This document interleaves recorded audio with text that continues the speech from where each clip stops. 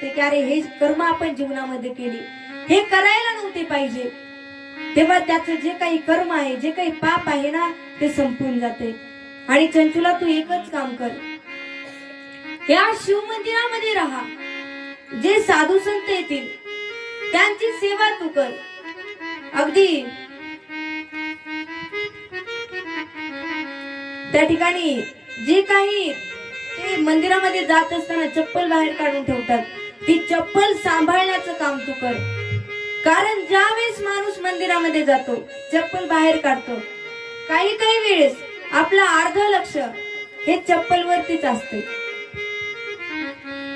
म्हणून देवाच्या दर्शनामध्ये सुद्धा मन लागत नाही. पण चंचुला तू चप्पल सांभाळण्याचं काम कर, तुझ्यामुळे त्यांचं मन त्या ठिकाणी लागेल. चंचुला अगदी भुकेनं व्याकुळ झालेली, मरणाच्या अवस्थेमध्ये आलेली, त्या शिव मंदिरामध्ये राहायला लागली, साधू संतांची सेवा करायला लागली. अगदी ती चंचुला 15 वर्ष जगली. एक दिवस तिला नेण्याकरिता शिवदूत आले आणि त्या ठिकाणी सेवेमुळे वैकुंठात शिवलोकाला घेऊन